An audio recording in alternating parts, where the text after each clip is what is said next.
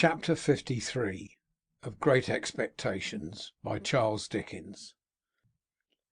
It was a dark night, though the full moon rose as I left the enclosed lands and passed out upon the marshes. Beyond their dark line there was a ribbon of clear sky, hardly broad enough to hold the red large moon. In a few minutes she had ascended out of that clear field in among the piled mountains of cloud. There was a melancholy wind, and the marshes were very dismal. A stranger would have found them insupportable, and even to me they were so oppressive that I hesitated, half inclined to go back. But I knew them well, and could have found my way on a far darker night, and had no excuse for returning, being there. So, having come there against my inclination, I went on against it. The direction that I took was not that in which my old home lay, nor that in which we had pursued the convicts. My back was turned towards the distant hulks as I walked on, and though I could see the old lights away on the spits of sand, I saw them over my shoulder. I knew the lime kiln as well as I knew the old battery, but they were miles apart, so that if a light had been burning at each point that night, there would have been a long strip of the blank horizon between the two bright specks. At first I had to shut some gates after me, and now and then to stand still while the cattle were lying in the banked up pathway arose and blundered down among the grass and reeds. But after a little while I seemed to have the whole flats to myself. It was another half hour before I drew near to the kiln. The lime was burning with a sluggish, stifling smell, but the fires were made up and left, and no workmen were visible. Hard by was a small stone quarry. It lay directly in my way, and had been worked that day, as I saw by the tools and barrows that were lying about. Coming up again to the marsh level out of this excavation, for the rude path lay through it, I saw a light in the old sluice house. I quickened my pace and knocked at the door with my hand. Waiting for some reply, I looked about me, noticing how the sluice was abandoned and broken, and how the house, of wood with a tiled roof, would not be proof against the weather much longer, if it was so even now, and how the mud and ooze were coated with lime, and how the choking vapour of the kiln crept in a ghostly way towards me. Still there was no answer, and I knocked again. No answer still, and I tried the latch. It rose under my hand, and the door yielded. Looking in, I saw a lighted candle on the table, a bench, and a mattress on a truckle bedstead. As there was a loft above, I called, "Is there anyone here?" But no voice answered.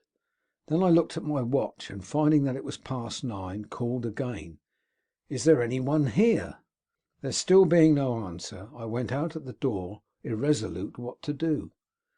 It was beginning to rain fast. Seeing nothing save what I had seen already, I turned back into the house, and stood just within the shelter of the doorway, looking out into the night. While I was considering that someone must have been there lately and must soon be coming back, or the candle would not be burning, it came into my head to look if the wick were long. I turned round to do so, and had taken up the candle in my hand, when it was extinguished by some violent shock, and the next thing I comprehended was that I had been caught in a strong running noose thrown over my head from behind. "Now," said a suppressed voice with an oath, "I've got you." "What is this?" I cried, struggling. "Who is it? Help! Help! Help!" Not only were my arms pulled close to my sides, but the pressure on my bad arm caused me exquisite pain. Sometimes a strong man's hand, sometimes a strong man's breast, was set against my mouth to deaden my cries, and with a hot breath always close to me, I struggled ineffectually in the dark, while I was fastened tight to the wall. "And now," said the suppressed voice with another oath, "call out again, and I'll make short work of you." Faint and sick with the pain of my injured arm, bewildered by the surprise, and yet conscious of how easily this threat could be put in execution, I desisted and tried to ease my arm, were it ever so little, but it was bound too tight for that. It felt as if, having been burnt before, it were now being boiled. The sudden exclusion of the night, and the substitution of black darkness in its place, warned me that the man had closed a shutter, After groping about for a little, he found the flint and steel he wanted, and began to strike a light. I strained my sight upon the sparks that fell among the tinder, and upon which he breathed and breathed, match in hand, but I could only see his lips and the blue point of the match, even those but fitfully. The tinder was damp, no wonder there, and one after another the sparks died out.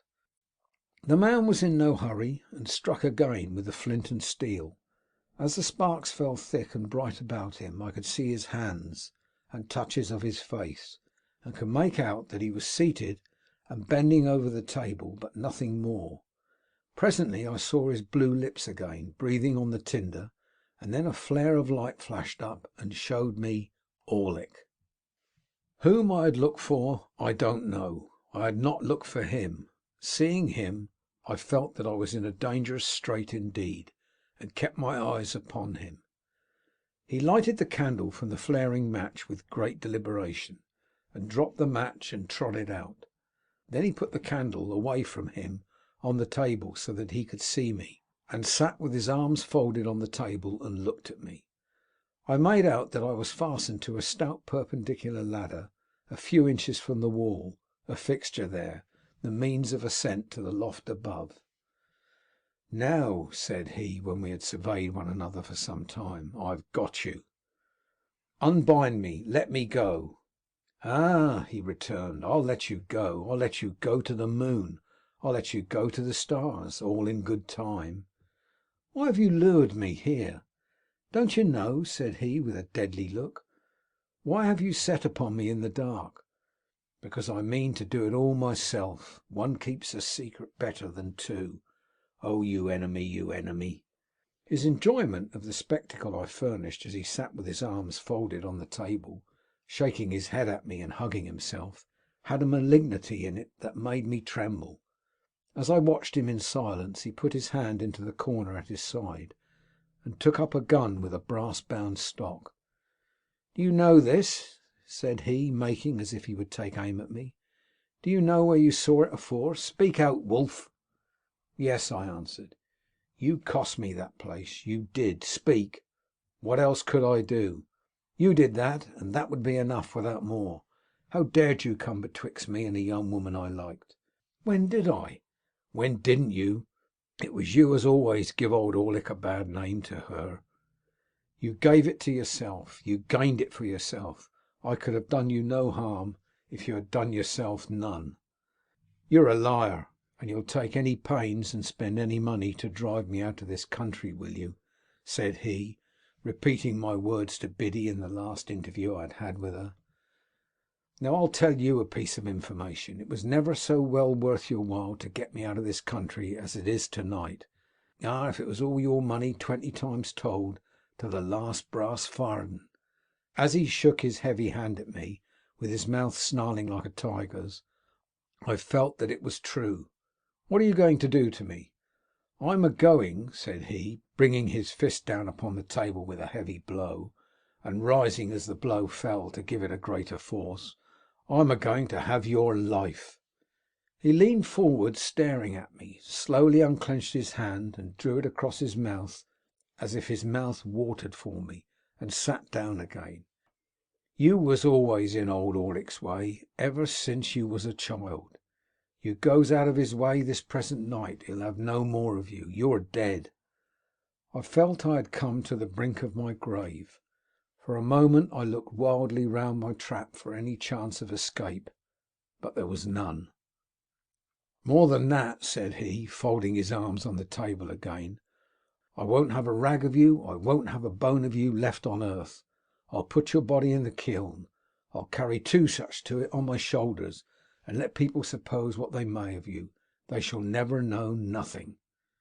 My mind, with inconceivable rapidity, followed out all the consequences of such a death. Estella's father would believe I had deserted him, would be taken, would die accusing me. Even Herbert would doubt me when he compared the letter I had left for him with the fact that I had called at Miss Havisham's only for a moment. Joe and Biddy would never know how sorry I had been that night.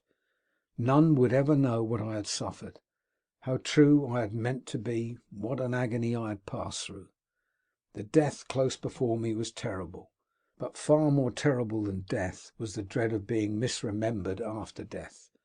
And so quick were my thoughts that I saw myself despised by unborn generations, Estella's children and their children, while the wretch's words were yet on his lips. "Now, Wulf," said he, "afore I kill you like any other beast, which is what I mean to do and what I have tied you up for, I'll have a good look at you and a good goad at you, oh you enemy."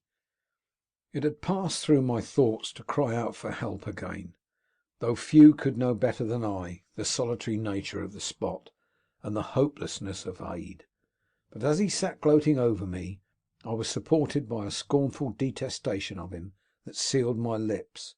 Above all things, I resolved that I would not entreat him, and that I would die making some last poor resistance to him. Softened as my thoughts of all the rest of men were in that dire extremity, humbly beseeching pardon as I did of heaven, melted at heart as I was by the thought that I had taken no farewell, and never now could take farewell of those who were dear to me, or could explain myself to them, or ask for their compassion on my miserable errors. Still, if I could have killed him, even in dying, I would have done it.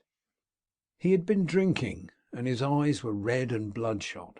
Around his neck was slung a tin bottle, as I had often seen his meat and drink slung about him in other days. He brought the bottle to his lips and took a fiery drink from it, and I smelt the strong spirits that I saw flash into his face. "Wulf," said he, folding his arm again, "old Orlick's going to tell you something. It was you as did for your shrew sister." Again my mind, with its former inconceivable rapidity, had exhausted the whole subject of the attack upon my sister, her illness and her death, before his slow and hesitating speech had formed these words. "It was you, villain," said I. "I tell you it was your doing. I tell you it was done through you," he retorted, catching up the gun and making a blow with the stock at the vacant air between us. "I come upon her from behind as I come upon you tonight. I give it her. I left her for dead, and if there'd been a lime kiln as nigh her as there is now nigh you, she shouldn't have come to life again. But it weren't old Orlick as did it, it was you. You was favoured, and he was bullied and beat. Old Orlick bullied and beat her. Now you pays for it. You done it. Now you pays for it." He drank again and became more ferocious.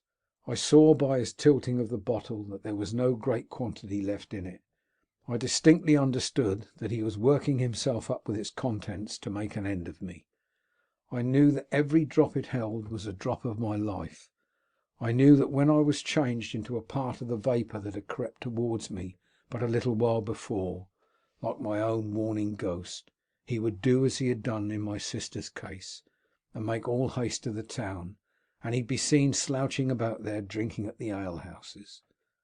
My rapid mind pursued him to the town, made a picture of the street with him in it, and contrasted its lights and life with the lonely marsh and the white vapour creeping over it, into which I should have dissolved. It was not only that I could have summoned up years and years while he said a dozen words, but that what he did say presented pictures to me and not mere words in the excited and exalted state of my brain. I could not think of a place without seeing it, or of persons without seeing them. It is impossible to overstate the vividness of these images, and yet I was so intent all the time upon himself, who would not be intent on the tiger crouching to spring, that I knew of the slightest action of his fingers. When he had drunk this second time, he rose from the bench on which he sat and pushed the table aside. Then he took up the candle, and shading it with his murderous hand so as to throw its light on me, stood before me, looking at me and enjoying the sight. "Wulf, I'll tell you something more. It was old Orlick you tumbled over on your stairs that night. I saw the staircase with its extinguished lamps. I saw the shadows of the heavy stair rails thrown by the watchman's lantern on the wall. I saw the rooms that I was never to see again. Here a door half open, there a door closed, all the articles of furniture around. And why was old Orlick there? I'll tell you something more, Wulf. You and her have pretty well hunted me out of this country, so far as getting an easy living in it goes, and I've took up with new companions and new masters. Some of 'em writes my letters when I wants 'em wrote. Do you mind? Writes my letters, Wolf. They writes 50 hands. They're not like sneaking you, as writes but one. I've had a firm mind and a firm will to have your life since you was down here at your sister's burying. I han't sin away to get you safe, and I've looked arter you to know your ins and outs. For, says old Orlick to himself, somehow or another I'll have him. What, when I looks for you, I finds your Uncle Provis, Mill Pond Bank, and Chink's Basin, and the old green copper rope work, all so clear and plain. Provis in his rooms, the signal whose use was over, pretty Clara, the good motherly woman, old Bill Barley on his back, all drifting by, as on the swift stream of my life, fast running out to sea. You with an uncle too. Why, I'd have knowed you at Gargery's when you was so small a wolf that I could have took your weason betwixt this finger and thumb and chucked you away dead, as I had thoughts of doing odd times when I see you loitering among the pollards on a Sunday. And you hadn't found no uncles then? No, not you. But when old Orlick came for to hear that your Uncle Provis had most like wore the leg iron what old Orlick had picked up filed asunder on these meshes ever so many years ago, and what he kept by him till he dropped your sister with it like a bullock, as he means to drop you, hey, when he come for to hear that, eh?" In his savage taunting he flared the candle so close at me that I turned my face aside to save it from the flame. "Ah!" he cried, laughing after doing it again. "The burnt child dreads of fire. Old Orlick knowed you was burnt. Old Orlick knowed you was smuggling your Uncle Provis away. Old Orlick's a match for you, and knowed you'd come tonight. Now I'll tell you something more, Wolf, and this ends it. There's them that's a good match for your Uncle Provis, as old Orlick has been for you. Let him wear them when he's lost his nevy. Let him wear them when no man can't find a rag of his dear relation's clothes, nor yet a bone of his body. There's them that can't and won't have Magwitch, yes, I know the name, alive in the same land with them, and that's had such sure information of him when he was alive in another land, that he couldn't and shouldn't leave it unbeknown and put them in danger. Perhaps it's them that writes 50 hands, and that's not like sneaking as you that writes but one. Ware Compeyson, Magwitch, and the gallows." He flared the candle at me again, smoking my face and hair, and for an instant blinding me, and turned his powerful back as he replaced the light on the table. I had thought a prayer, and had been with Joe and Biddy and Herbert before he turned towards me again. There was a clear space of a few feet between the table and the opposite wall. Within this space he now slouched backwards and forwards. His great strength seemed to sit stronger upon him than ever before. As he did this, with his hands hanging loose and heavy at his sides, and with his eyes scowling at me, I had no grain of hope left. Wild as my inward hurry was, and wonderful the force of the pictures that rushed by me instead of thoughts, I could yet clearly understand that, unless he had resolved that I was within a few moments of surely perishing out of all human knowledge, he would never have told me what he had told. Of a sudden he stopped, took the cork out of his bottle and tossed it away. Light as it was, I heard it fall like a plummet. He swallowed slowly, tilting up the bottle by little and little, and now he looked at me no more. The last few drops of liquor he poured into the palm of his hand and licked up. Then, with a sudden hurry of violence and swearing horribly, he threw the bottle from him and stooped, and I saw in his hand a stone hammer with a long heavy handle. The resolution I had made did not desert me, for without uttering one vain word of appeal to him, I shouted out with all my might, and struggled with all my might. It was only my head and legs that I could move, but to that extent I struggled with all the force, until then unknown, that was within me. In the same instant I heard responsive shouts, saw figures and a gleam of light dash at the door, heard voices and tumult, and saw Orlick emerge from a struggle of men as if it were tumbling water, clear the table at a leap, and fly out into the night. After a blank, I found that I was lying unbound on the floor, in the same place, with my head on someone's knee. My eyes were fixed on the ladder against the wall when I came to myself. I had opened on it before my mind saw it, and thus, as I recovered consciousness, I knew that I was in the place where I had lost it. Too indifferent at first even to look around and ascertain who supported me, I was lying looking at the ladder, when there came between me and it a face, the face of Trabb's boy. "I think he's all right," said Trabb's boy in a sober voice, "but ain't he just pale though?" At these words the face of him who supported me looked over into mine, and I saw my supporter to be Herbert. Great heaven! "Softly," said Herbert. "Gently, Handel, don't be too eager." "And our old comrade Startup," I cried, as he too bent over me. "Remember what he is going to assist us in," said Herbert, "and be calm." The illusion made me spring up, though I dropped again from the pain in my arm. "The time has not gone by, Herbert, has it? What night is to night? How long have I been here?" For I had a strange and strong misgiving I had been lying there a long time, a day and a night, 2 days and nights, more. "The time has not gone by. It's still Monday night." "Thank God! And you have all to morrow, Tuesday, to rest in," said Herbert. "But you can't help groaning, my dear Handel. What hurt have you got? Can you stand?" "Yes, yes," said I can walk. I have no hurt but this throbbing arm." They laid it bare and did what they could. It was violently swollen and inflamed, and I could scarcely endure to have it touched. But they tore up their handkerchiefs to make fresh bandages, and carefully replaced it in the sling until we could get to the town and obtain some cooling lotion to put upon it. In a little while we had shut the door of the dark and empty sluice house, and were passing through the quarry on our way back. Trabb's boy, Trabb's overgrown young man now, went before us with a lantern, which was the light I had seen come in at the door. But the moon was a good 2 hours higher than when I had last seen the sky, and the night, though rainy, was much lighter.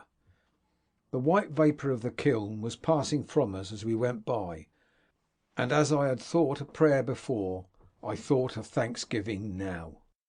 Entreating Herbert to tell me how he had come to my rescue, which at first he had flatly refused to do, but had insisted on my remaining quiet, I learnt that I had in my hurry dropped the letter open in our chambers, where he, coming home to bring with him Startup, who he had met in the street on his way to me, found it very soon after I was gone.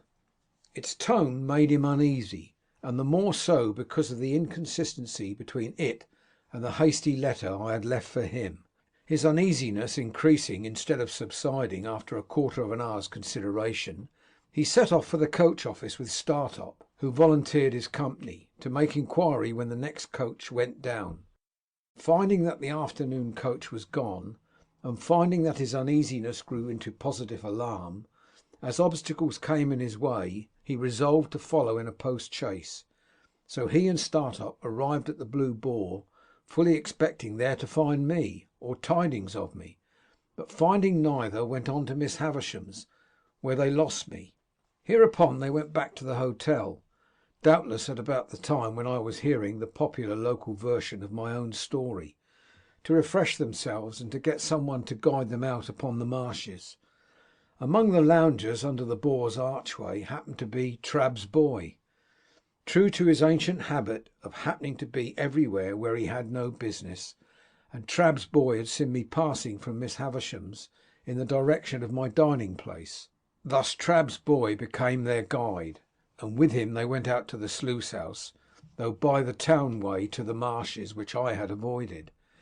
Now as they went along, Herbert reflected that I might, after all, have been brought there on some genuine serviceable errand tending to Provis's safety, and bethinking himself in that case interruption must be mischievous, left his guide and Startup on the edge of the quarry, and went on by himself, and stole round the house 2 or 3 times, endeavouring to ascertain whether all was right within. As he could hear nothing but indistinct sounds of one deep rough voice, this was while my mind was so busy, he even at last began to doubt whether I was there, when suddenly I cried out loudly, and he answered the cries and rushed in, closely followed by the other two. When I told Herbert what had passed within the house, he was for our immediately going before a magistrate in the town, late at night as it was, and getting out a warrant. But I had already considered that such a course, by detaining us there, or binding us to come back, might be fatal to Provis. There was no gainsaying this difficulty, and we relinquished all thoughts of pursuing Orlick at that time. For the present, under the circumstances, we deemed it prudent to make rather light of the matter to Trabb's boy, who, I am convinced, would have been much affected by disappointment if he had known that his intervention had saved me from the lime kiln. Not that Trabb's boy was of a malignant nature, but that he had too much spare vivacity, and that it was in his constitution to want variety and excitement at anybody's expense. When we parted, I presented him with 2 guineas, which seemed to meet his views, and told him that I was sorry to ever have had an ill opinion of him, which made no impression on him at all. Wednesday being so close upon us, we determined to go back to London that night 3 in the post-chaise, the rather as we should then be clear away before the night's adventure began to be talked of. Herbert got a large bottle of stuff for my arm, and by dint of having this stuff dropped over it all the night through, I was just able to bear its pain on the journey. It was daylight when we reached the Temple, and we went at once to bed, and lay in bed all day. My terror as I lay there of falling ill and being unfitted for tomorrow was so besetting that I wonder it did not disable me of itself. It would have done so pretty surely in conjunction with the mental wear and tear I had suffered, but for the unnatural strain upon me that tomorrow was so anxiously looked forward to, charged with such consequences, its results so impenetrably hidden, though so near. No precaution could have been more obvious than our refraining from communication with him that day. Yet this again increased my restlessness. I started at every footstep and every sound, believing that he was discovered and taken, and this was the messenger to tell me so. I persuaded myself that I knew he was taken, that there was something more upon my mind than a fear or a presentiment, that the fact had occurred, and I had a mysterious knowledge of it. As the days wore on and no ill news came, as the day closed in and the darkness fell, my overshadowing dread of being disabled by illness before tomorrow morning altogether mastered me. My burning arm throbbed, and my burning head throbbed, and I fancied I was beginning to wander. I counted up to high numbers to make sure of myself, and repeated passages that I knew in prose and verse. It happened sometimes that in the mere escape of a fatigued mind I dozed for some moments or forgot. Then I would say to myself with a start, "Now it has come, and I am turning delirious." They kept me very quiet all day, and my arm constantly dressed, and gave me cooling drinks. Whenever I fell asleep, I awoke with the notion I had in the sluice house that a long time had elapsed, and the opportunity to save him was gone. About midnight I got out of bed and went to Herbert with the conviction that I had been asleep for 24 hours, and that Wednesday was past. It was the last self-exhausting effort of my fretfulness, for after that I slept soundly. Wednesday morning was dawning when I looked out of the window. The winking lights upon the bridges were already pale. The coming sun was like a marsh of fire on the horizon. The river, still dark and mysterious, was spanned by bridges that were turning coldly grey, with here and there at top a warm touch from the burning in the sky. As I looked along the clustered roofs, with church towers and spires shooting into the unusually clear air, the sun rose up, and a veil seemed to be drawn from the river, and millions of sparkles burst out upon its waters. From me, too, a veil seemed to be drawn, and I felt strong and well. Herbert lay asleep in his bed, and our old fellow student lay asleep on the sofa. I could not dress myself without help, but I made up the fire, which was still burning, and got some coffee ready for them. In good time they too started up strong and well, and we admitted the sharp morning air at the windows, and looked at the tide that was still flowing towards us. "When it turns at 9 o'clock," said Herbert cheerfully, "look out for us, and stand ready, you over there at Mill Pond Bank." Chapter 53